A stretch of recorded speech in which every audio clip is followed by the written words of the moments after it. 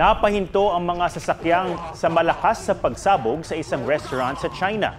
Nasira ang ilang sasakyan at gusali habang nagkalat ang mga debris sa kalsada.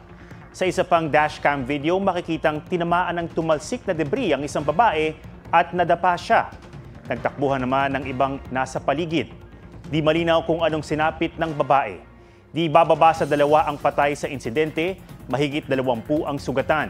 Hinihinalang gas leak ang sanhi ng pagsabog.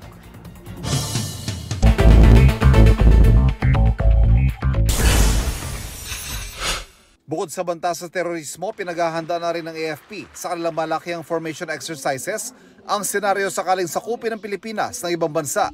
Sa Batanes, 100 residente ang sinanay bilang Army Reservist at tinuruan ng combat skills at paggamit ng baril. Gihit ng AFP Northern Luzon Command, walang banta sa seguridad at hindi sila ide-deploy. Gusto lang matiyak na combat ready sila kung kakailanganin. Libo-libong Pinoy skilled workers kakailanganin sa Germany at Czech Republic.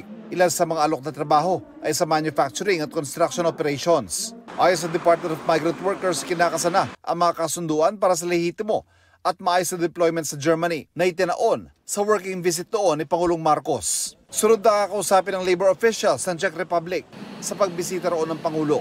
Ivan Merina nagbabalita para sa GMA Integrated News. Naglaho ang dapat sanay donasyon para sa pagpapagamot ng batang nilapa ng 4 na aso sa Samar. Kwento ng guro na umano'y na scam, may tumawag sa kanya at nagpanggap na konektado sa isang ahensya ng pamahalaan. Pakay raw ng caller na mag-donate at nakuha nito ang tiwala niya. Kaya nang hingan siya ng code para kumpletuhin daw ang fund transfer, agad niya itong ibinigay. Nang suriin na ang e-wallet, halos nilimas na ang laman nito. Mula sa nakolektang mahigit 50,000 o 57,000 piso, nasa 300 piso na lang ang naiwan. Patuloy na iniimbestigahan ang nangyari.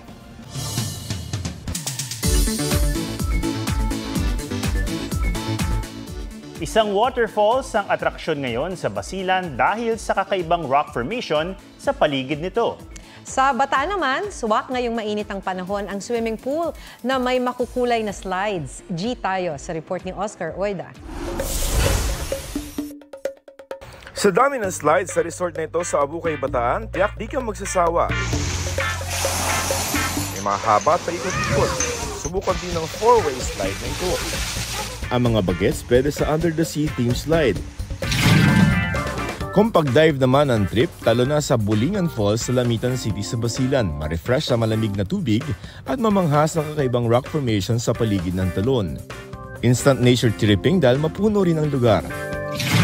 Mag-vitamin C naman sa Dagupan, perfect getaway, Anton Daligan Beach sa mga dagat na dyan. May 3 oras lamang ito mula sa Metro Manila. Joseph Morong, nagbabalita para sa GMA Integrated News.